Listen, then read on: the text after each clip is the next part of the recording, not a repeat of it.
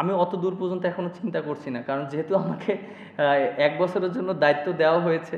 ১ বছরের ভিতরে যতগুলো ম্যাচ আছে এবং বাংলাদেশকে একটা জায়গায় নিয়ে যাওয়ার জন্য, কারণ আমাকে যখন ক্যাপ্টেন্সি দেওয়া হয়েছিল তখন আমাদের টিমের পজিশন ছিল কত?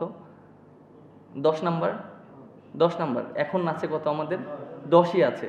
তার মানে আমি, হ্যাঁ, মাঝখানে আমি অনেক ম্যাচ হেরেছি, but end of the day সবাই যদি পারফর্ম করতো, সবাই যদি সবার খেলাটা খেলতো, তাহলে দিন শেষে অবভিয়াসলি টিম যদি রেজাল্ট না করে অবভিয়াসলি ক্যাপ্টেনের উপরেই আসে।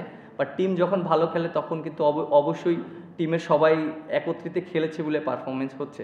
বাট এটা আমি চিন্তা করছি না, কারণ ক্যাপ্টেন্সি যে আমি অনেক দূর করতে হবে, অনেক বেশি করতে হবে, এরকম কোনো কিছু না।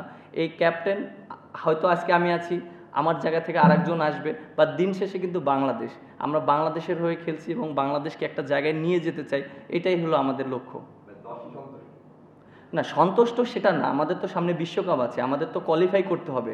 সো আপনার টপ 8 টিমই তো আপনার বিশ্বকাপ খেলবে। সো আমরা তো এখনও মনে করেন যে আনসার্টেনের ভিতরে আছি। সো আমাদের টার্গেট থাকবে টপ 8-এর ভিতরে থাকা এবং সরাসরি যেন আমরা বিশ্বকাপ খেলতে পারি। সো এটাই আমাদের টার্গেট থাকা উচিত ফার্স্টে।